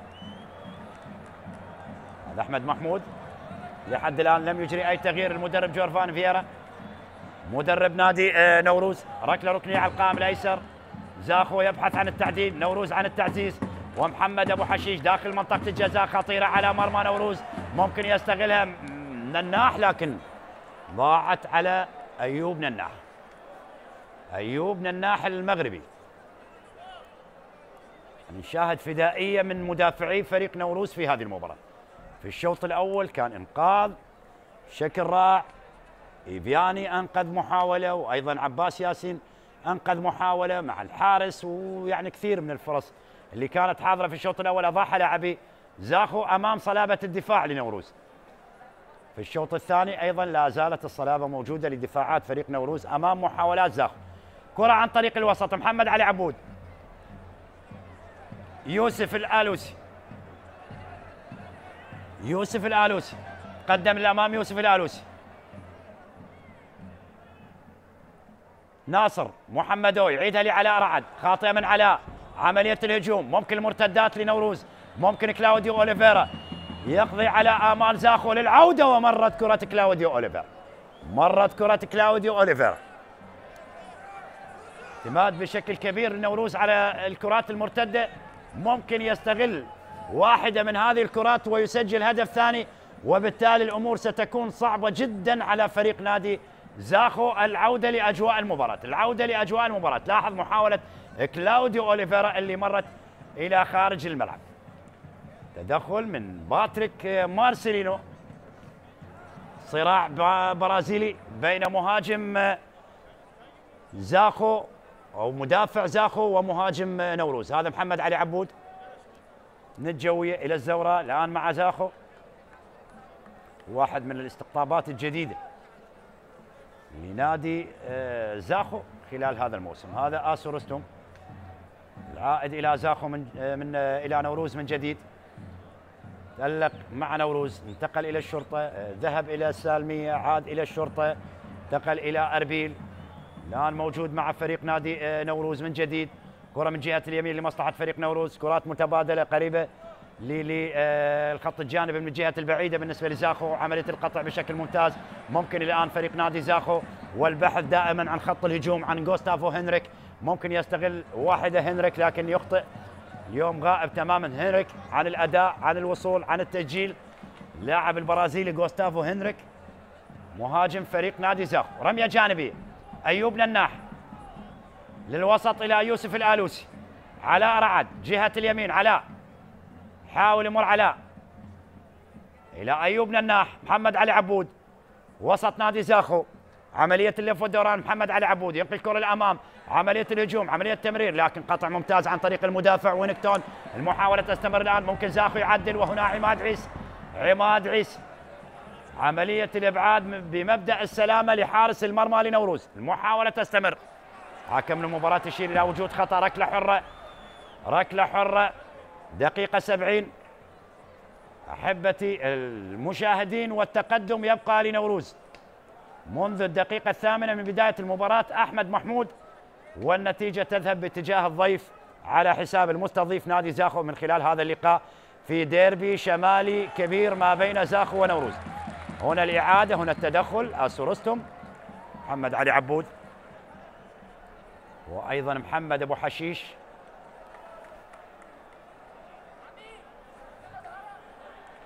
بعض اللقطات المختارة من مخرج المباراة. المحاولة تستمر الآن، نوروز إلى خارج الملعب، رمية جانبية لزاخو، لعبها بشكل سريع. أمجد عطوان عادت من جديد، يعيدها الخلف إلى علاء، علاء لأمجد عطوان، عودة من أمجد عطوان لمصلحة فريق نادي زاخو. يوسف الآلوسي، يوسف للوسط لأمجد عطوان، لمحمد علي عبود، يحاول غير اللعب للجهات البعيدة، ينقل الوسط إلى محمد أبو حشيش، يحاول التقدم. محاولة تستمر، زاخو، ناصر محمدو يخطئ اليمني. محاولة تعود لمصلحة فريق نادي نوروز، عملية تمرير الأمام خطيرة على مرمى زاخو. 3 ضد 2، ممكن الآن، ممكن الآن نوروز ممكن الثاني، وضاعت على سيفان، ضاعت على سيفان عمر، ضاعت على سيفان عمر. لاحظ المرتدات، خطرين جدا نوروز، خطرين جدا نوروز على مرمى زاخو في الكرات المرتدة. سيفان لو سجل الثاني، لو سجل الثاني لجعل الفرحة على للمدرب جورفان فييرا. لاحظ 3 ضد 2، لكن لم يستغلها لاعبي نوروز، وتدخل بفدائية كبيرة عن طريق المدافع باتريك مارسيلينو البرازيلي، يرمي بكل قوة على اللاعب سيفان عمر ويبعدها إلى ركلة ركنية. محمد دلاور على القائم الأيمن داخل منطقة الجزاء، علي كاظم، علي كاظم، وإبعاد ممتاز من الحارس علي كاظم، حارس المرمى لزاخو، حارس المرمى لزاخو. بعض الفترات نشاهد نوروز يهاجم بشكل مثالي على مرمى زاخو، يصنع الفرص على مرمى زاخو. لاحظ هنا الرأسية، والحارس في اللحظة الأخيرة عباس ياسين اللاعب المدافع المتقدم للأمام، والحارس علي كاظم يبعدها ببراعة إلى ركلة ركنية. المحاولة تستمر، والصراع يستمر ما بين زاخو ونوروز من خلال هذا اللقاء. الصراع يستمر ما بين زاخو ونوروز من خلال هذا اللقاء في ديربي شمالي ما بين الفريقين، والغلبة لا زالت لصالح الضيف على المستضيف. يوسف الآلوسي، باتريك مارسيلينو. اوه ضاعت على باتريك مارسيلينو. تغييرين ايضا دفعه واحد. اعتقد حميد حاجي. تغييرين دفعه واحده لطلال البلوشي. مع التغييرات يحاول على الاقل ان يعدل زاخو من خلال الشوط الثاني وما تبقى من دقائق للشوط الثاني. لاحظ رأسية عباس ياسين اللي انقذها علي كاظم الى ركله ركنيه. اللي انقذ حارس المرمى لزاخو علي كاظم الى ركله ركنيه. هنا الاعاده وعلي كاظم ببراعه ينقذها الى ركله ركنيه. المحاوله تستمر. اعتقد غير على مستوى التشكيل طلال بلوشي. ما شاهدنا اللاعبين اللي دخلوا واللي خرجوا من جانب فريق نوروز في هذه اللحظه. كرة النقل بشكل خاطئ من حارس المرمى عماد عيسى. عماد عيسى عملية الهجوم. إذا محمد علي عبود هو اللي خرج وأيضا الأسود ودخول اللاعب أحمد زامل وحميد حاجي. هذا ناصر محمدو. 4 تغييرات لزاخو. والآن جورفان فييرا مدرب نادي نوروز سيغير أيضا هو الآخر على مستوى التشكيل. هذا غوستافو. ناصر محمدو وتدخل من إيفياني على ناصر محمدو وغوستافو. إن شاء الله بالسلامة.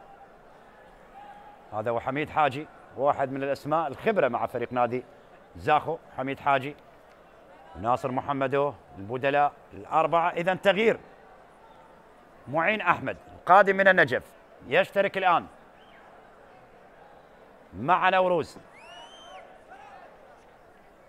نوروز. إذا معين أحمد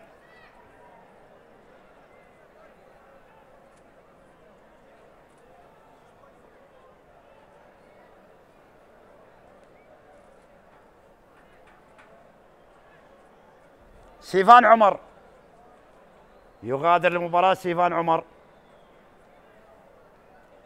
ويشرك معين أحمد في هذه اللحظات المدرب جورفان فييرا. أول التغييرات لنوروز مقابل 4 تغييرات لطلال بلوشي. جورفان فييرا بالخبرة بحنكة هذا المدرب يتفوق على البلوشي المدرب الشاب القطري مع فريق نادي زاخو. موسم ثاني لطلال بلوشي.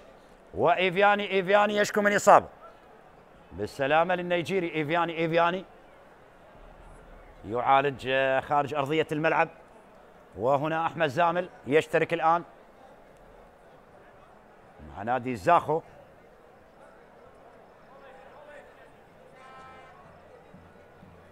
علي كاظم حارس المرمى لنادي زاخو. كرة عالية من علي كاظم أقرب لدفاعات نوروز وحارس المرمى عماد عيسى. دخلنا في الربع ساعة الأخيرة من عمر المباراة. حارس المرمى عماد عيسى. كرة عالية من عماد للوسط لنوروز. عادت حميد حاجي. محمد أبو حشيش عودة للخلف. يوسف الآلوسي يعيدها إلى باتريك مارسيلينو. عملية تغيير لجهة اليسار لزاخو. أيوب نناح ينقل الوسط. تستمر المحاولة لمصلحة فريق نادي زاخو. عملية المرور وهنا خطأ. حكم المباراة يشير لوجود ركلة حرة لصالح نادي زاخو. هذا محمد أبو حشيش يحصل على خطأ. دام الكرات الثابتة من حصة أمجد عطوان. هذا آسو رستم المتراجع يرتكب خطأ على لاعب ومدافع فريق نادي زاخو محمد أبو حشيش. ركلة حرة لصالح نادي زاخو. أبناء الخابور. محاولة التعديل. أيوب نناح مر أيوب حاجي. حميد حاجي واحد من البدلاء الأربعة يغير اللعب لجهة اليسار. تستمر زاخو. مرت محاولة لزاخو إلى خارج أرضية الملعب. هذا أيوب نناح اللي هيأها داخل منطقة الجزاء لكن لا وجود لمتابعة للاعبي نادي زاخو. لاحظ الإعادة ومرت على علاء رعد بهذه الطريقة وكان ممكن زاخو زاخو في هذه اللحظات يريد أن يعدل، يريد أن يعود لأجواء المباراة، يريد إسعاد جماهير الحاضرة بقوة في هذا اللقاء. ناصر محمدو وحكم المباراة يشير للاستمرار، لا وجود لخطأ. هنا عادت للاعب أوكسي. أحمد محمود يخسر هذه الكرة. عملية الهجوم الآن لزاخو. ناصر محمدو داخل منطقة الجزاء، ممكن جوستافو، مرت على جوستافو. دفاعات نوروز والحفاظ على النتيجة والمحاولة. إيفياني مر بشكل ممتاز، إيفياني مر بشكل ممتاز، إيفياني. عملية التمرير والهجوم الآن لنوروز. كلاوديو أوليفيرا البرازيلي بالمهارة مر. كلاوديو أوليفيرا، المحاولة تستمر، خطيرة لنوروز على مرمى زاخو. هل يستغل هذه المحاولة؟ هذا أسو رستم. أسو يحاول يغير اللعب للجهات البعيدة لكن تصطد وتعود لزاخو. تصطد لزاخو. ناصر محمدو، تمرير للأمام. جوستافو. هنريك مرت من أمامه، تبعد إلى خارج الملعب، رمية جانبية. أمجد عطوان إلى ناصر محمدو، حاول على رعد. ناصر محمدو داخل منطقة الجزاء، وعماد عيسى حارس المرمى لنادي نوروز أقرب لهذه المحاولة. سهلة لعماد عيسى، سهلة لعماد عيسى. الوقت بدأ يدرك زاخو ويقرب نوروز. الوقت بدأ يدرك زاخو ويقرب نوروز في هذه اللحظات. كرة عالية مرت إلى خارج الملعب، رمية جانبية على رعد. حميد حاجي، الآلوسي، باتريك مارسيلينو. باتريك يحاول التقدم، يعبر خط الوسط. باتريك مارسيلينو ينقل الوسط إلى حميد حاجي. أيوب نناح، أيوب يحاول التقدم، المغربي جهة اليسار. زاخو داخل منطقة الجزاء والمحاولة تستمر، يطالبون بلمسة يد لكن حكم المباراة أشار للاستمرار. تعود لصالح نادي نوروز. نوروز نوروز نوروز، وهدف ثاني خلاص. هذا معين أحمد يغير اللعب لجهة اليمين. أول لمسة للاعب معين أحمد، أحد الاستقطابات الجديدة نوروز قادم من النجف. والنجف تنتظر مباراة مهمة أمام نادي كربلاء في ديربي الفرات الأوسط. هذه الجولة تحمل الكثير من الديربيات، طبعا ديربيات في الشمال وديربي في الفرات الأوسط وديربي العراق. لدينا ديربي العراق ما بين القوة الجوية والميناء، إدهوك وأربيل، الكربلاء والنجف. وهنا زاخو ونوروز، وزاخو يريد أن يعدل مع نوروز، وزاخو يريد أن يسجل في مرمى نوروز. كرات قريبة لمرمى نوروز ممكن تستغل من قبل لاعبي فريق نادي زاخو، لكن كل محاولات زاخو تصطد بدفاع حديدي لنوروز من خلال هذه المباراة. دفاع متماسك، دفاع حديدي. هذا أنتراس أوكسي اللاعب الإيفواري يشكو من إصابة. أيضا من الاستقطابات الجديدة لنادي نوروز خلال هذا الموسم.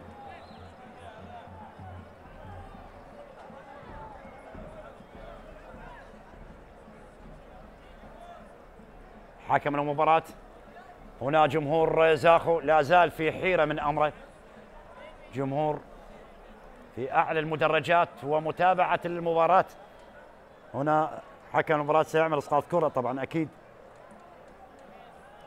سيعمل إسقاط كرة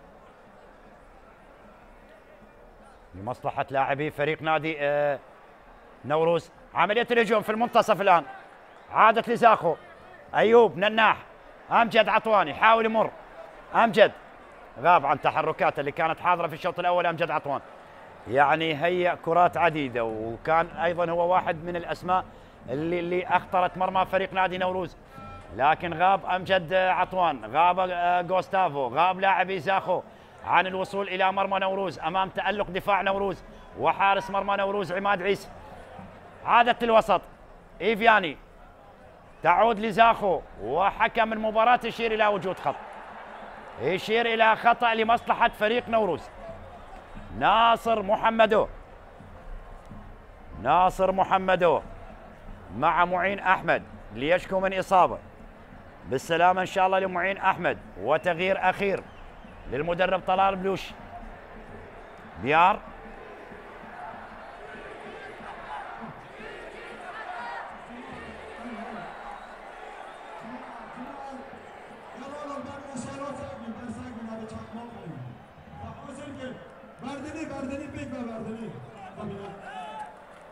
هذا شوان.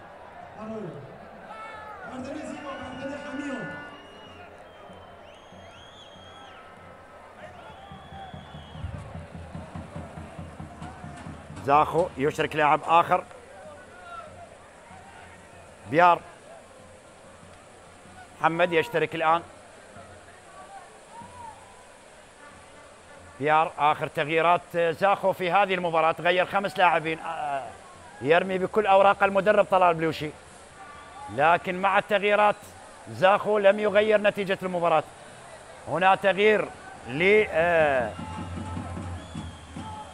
نوروز مروان حسين لاعب الخبرة. مروان حسين اللاعب الخبرة سيشترك الآن. سيشترك الآن جمهور زاخو. جمهور زاخو الاحتفالات موجودة لكن على استحياء من قبل جماهير زاخو بسبب النتيجة.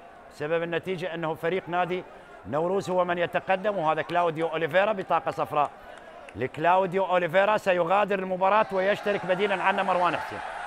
إذن كلاوديو أوليفيرا هداف المواجهات ما بين زاخو ونوروز يغادر، يحصل على بطاقة صفراء، ومروان حسين يشترك الآن.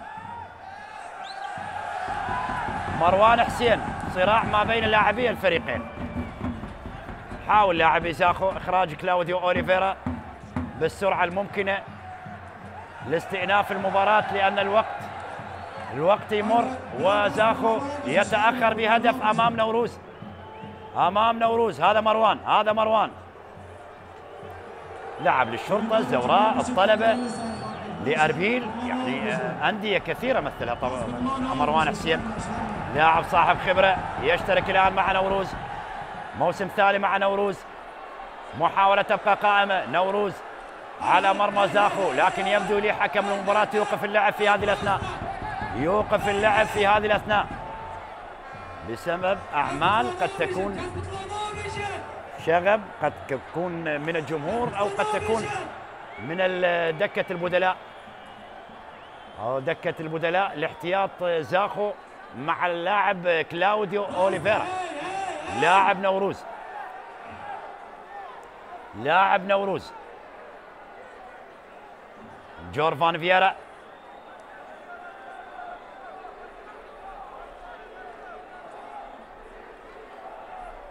هذا العزيز صبحي كامل طبعا هو مشرف المباراة.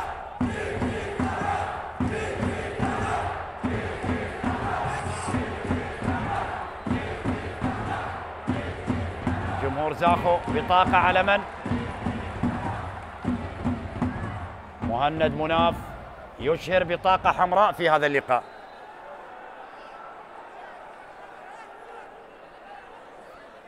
لنشاهد من هو صاحب البطاقة الحمراء.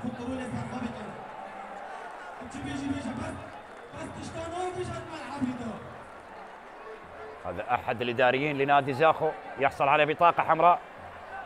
بطاقة حمراء ويبعد إلى خارج الملعب. إلى خارج الملعب. وحديث ما بين طلال بلوشي وجورفان فييرا. احترام كبير ما بين المدربين المحترفين الموجودين في دورنا خلال هذا الموسم. جورفان فييرا مدربين من إسبانيا، من السويد، دول عدة في دورنا خلال هذا الموسم. واليوم المدربين طبعا على الفريقين، طبعا نوروز وزاخو، طبعا المدرب القطري طلال بلوشي والبرازيلي جورفان فييرا. شوف الأخطاء 11 مقابل 9، وهنا المحاولة لزاخو مع وجود ركلة حرة لزاخو. ركلة حرة لزاخو.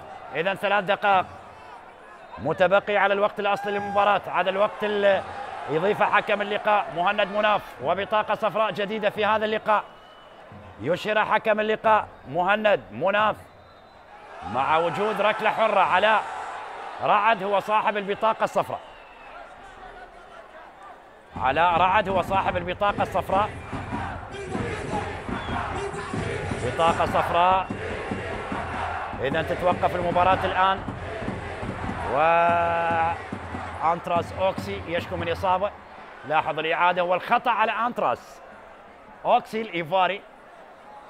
كان صراع ما بينه وبين علاء رعد، لكن علاء بعد احتساب الخطأ لصالح نادي زاخو حاول إبعاد اللاعب أوكسي، وبالتالي بطاقة صفراء على علاء رعد. هنا أسورستو ممكن ثاني الآن عملية الهجوم. حارس المرمى يلعب دور المدافع علي كاظم، وهدف ثاني خلاص، لكن مرت على مرت على مروان.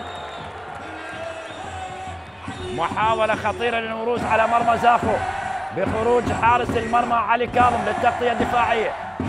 محاولة تبقى لزاخو. أجواء مشحونة مجنونة في ملعب زاخو.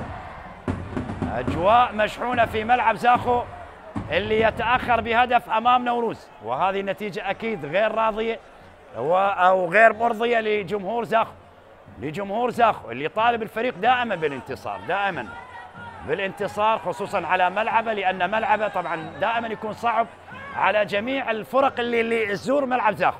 لاحظ مروان مر بهذه الطريقة من أمام الحارس علي كاظم، لكن لعبها بشكل خاطئ ومرت إلى خارج الملعب. كرة إلى ركلة مرمى لزاخو.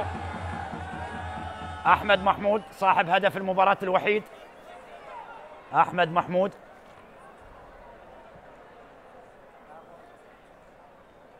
طبعا هذه النتيجة حضرت مرتين في مواجهات الفريقين، لكن المرتين كانت لزاخو. 1-0 لزاخو موسم 21-22 حسين إبراهيم، وأيضا 1-0 لزاخو موسم 23-24 الموسم الماضي 1-0 عن طريق اللاعب هنريك غوستافو مهاجم فريق نادي زاخو في هذه المباراة. يعني هذه النتيجة حضرت من خلال المواجهات الستة الماضية مرتين، والمرتين كانت لزاخو، لكن هذه المرة لنوروز.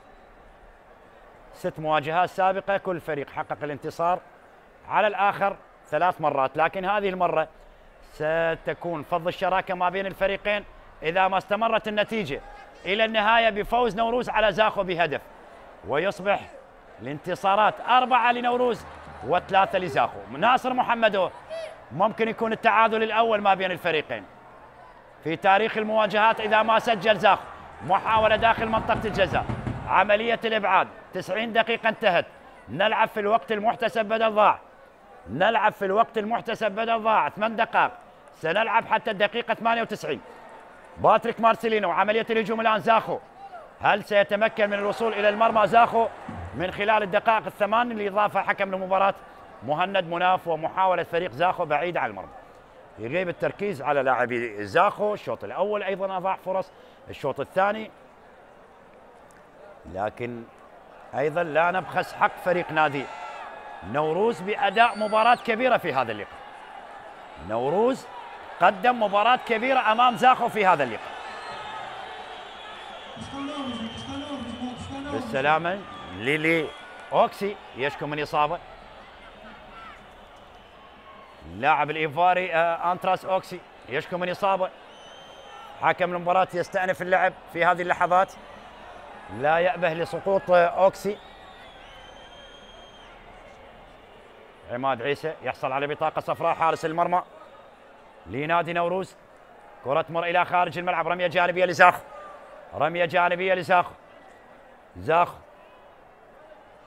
كرة عادت الوسط، حميد حاجي على أمامية قريبة لمنطقة جزاء نوروز. عملية الإبعاد، إيفياني هي كرة إلى معين أحمد مر عن طريق الجانب الأيمن، ينقل الكرة الأمام آسو رستم.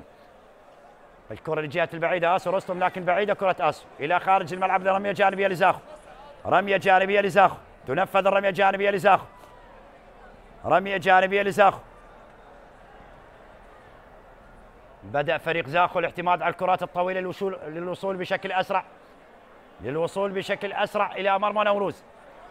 هذا أوكسي، حاول يمر أوكسي، لا زال يحتفظ بالكرة أوكسي اللاعب الإيفواري. هجوم الآن نوروز قريبة لمرمى فريق نادي زاخو. تستمر المحاولة، حكم المباراة يشير الاستمرار على رعد. كرة طويلة أمامية قريبة لمنطقة الجزاء والإبعاد إلى خارج الملعب برمية جانبية. رمية جانبية. أعتقد هناك تغيير. هناك تغيير لنوروز.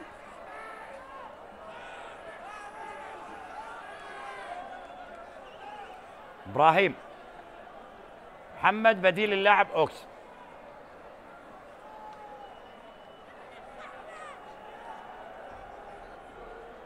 إبراهيم محمد يشترك الآن بديل لأوكسي. هذه بعض اللقطات والصراع ما بين علاء رعد وأوكسي اللي خرج، وإبراهيم محمد رؤوف يشترك الآن مع تشكيل فريق نادي نوروز.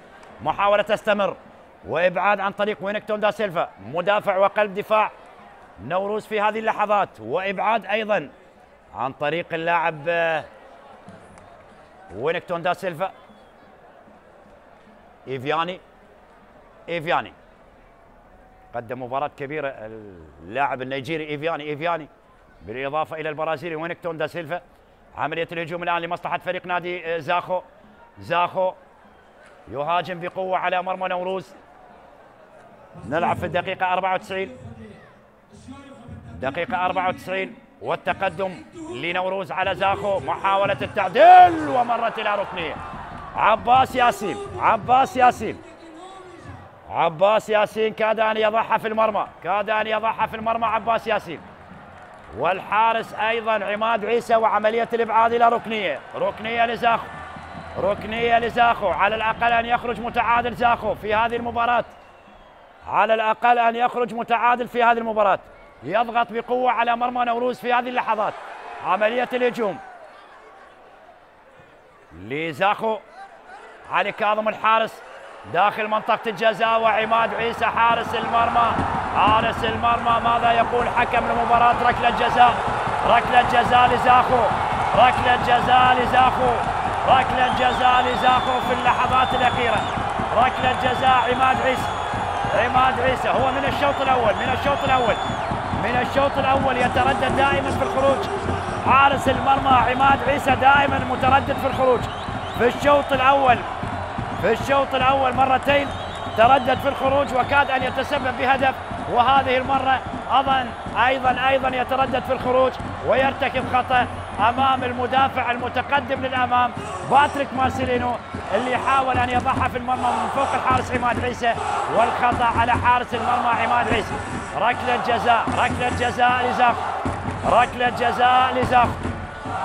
جزاء لزاخو. عماد عيسى حارس المرمى لنوروز يتسبب بركلة جزاء، وزاخو على موعد من تسجيل هدف تعادل في مرمى نوروز. عودة إلى الفار ممكن. هل القرار يأتي من الفار؟ والآن تتعالى صيحات جماهير زاخو في هذه المباراة. في هذه اللحظات تتعالى الأصوات على المدرجات لجماهير زاخو في هذه اللحظات بعد احتساب ركلة جزاء لزاخو. نوروز كانوا قريبين من تحقيق 3 نقاط في غاية الأهمية، ومن ملعب صعب ومن فريق صعب هو زاخو، لكن اللحظات الأخيرة والدقيقة 94 تشهد ركلة جزاء لصالح نادي زاخو على حساب نوروز. عماد عيسى تردد كثير في الشوط الأول، يعني كاد يتسبب بأهداف في مرمى فريقه، لكن مدافعين والحظ اللي وقف إلى جانب الحارس عماد عيسى يعني وما سجل فريق زاخو في الشوط الأول. الشوط الثاني يرتكب خطأ كبير، كان المفروض حارس المرمى أنه يلعب دور المدافع. يعني اليوم كرة القدم الحديثة يعني حارس المرمى يصبح مدافع، اليوم يلعب دور المدافع. بناء الهجمة تأتي من الحارس، لكن نلاحظ التردد لحارس المرمى عماد عيسى كلف فريقه خطأ وركلة جزاء لصالح نادي زاخو، وزاخو ممكن يعدل من خلال هذه اللحظات. لاحظ أسو رستم أيضا كان متراجع، ولاحظ الإعادة، وباتريك مارسيلينو لاحظ العكس موجود في هذه اللقطة، بأنه باتريك مارسيلينو المدافع لفريق نادي زاخو داخل منطقة جزاء نوروز، ومهاجم فريق نادي نوروز أسو رستم موجود داخل منطقة جزاء فريق. علي كاظم وسجدة. دعاء. أمجد عطوان. أمجد عطوان هل يعدل لزاخو؟ 8 دقائق انتهت. دقائق اللي اضافها حكم المباراة، لكن اعتقد مهند مناف راح يضيف اكثر من 8 دقائق. توقفت المباراة. هنا امجد عطوان يتقدم للتسجيل.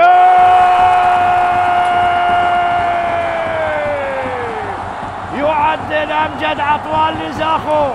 هدف تعادل يا ابناء الخابور. امجد عطوان يسجل هدف التعادل ويطلق العنان. امجد عطوان يطلق العنان. امجد عطوان على مدرجات ملعب زاخو بهدف تعادل في هذه اللحظات. يشتعل الديربي، لكن في اللحظات الأخيرة الديربي الشمالي يشتعل في اللحظات الأخيرة بهدف من ركلة جزاء يسجل عن طريق اللاعب أمجد عطوان. 1-1 النتيجة. هدف في بداية المباراة لنوروز وهدف تعديل لزاخو في نهاية المباراة عن طريق أمجد عطوان. أحمد محمود سجل لنوروز وأمجد عطوان يعدل النتيجة لزاخو في مرمى نوروز. أوفى بكل الوعود ديربي الشمالي ما بين نوروز وزاخو في مباراة جميلة. شاهدنا الشوط الأول والشوط الثاني ومباراة مثيرة لحد الآن. التعادل اللي إذا ما استمر هذا التعادل سيكون التعادل الأول في تاريخ المواجهات ما بين زاخو ونوروز. وكل المباريات اللي جمعت الفريقين طبعا كانت فيها أهداف، حتى في التعادل في هذا اللقاء أيضا الأهداف حضرت في الشوط الأول وفي الشوط الثاني. لاحظ أمجد عطوان يضع حارس المرمى عماد عيسى على اليمين والكرة على اليسار ويعدل لزاخو. 1-1 الآن. 1-1 الآن ما بين زاخو ونوروز. هدف تعادل وقريبين من تعادل ثاني لكلا الفريقين. جول فان فييرا، ناصر محمدوه الواضح امامنا في الصوره مع توجيهات طلال البيوشي. مباراة جميلة، مباراة ممتعة ما بين الفريقين واوفت بكل الوعود هذه المباراة، والتعادل يحضر ما بين الفريقين. اذا في هذه الاثناء ايها الاحبه مشاهدينا ومتابعينا في كل مكان، حكم اللقاء مهند مناف يطلق الصافره نهايه المباراه ما بين زاخو ونوروز بالتعادل 1-1 ما بين الفريقين. يتقاسم الفريقين نقاط هذه المباراه. شكرا للفريقين على هذا الاداء وعلى هذه الروحيه. احبتي مشاهدينا نلقاكم ان شاء الله في مواعيد قريبه ومباراه قادمه. تقبلوا كل التحيات مني معلق المباراه جمال الدراجي.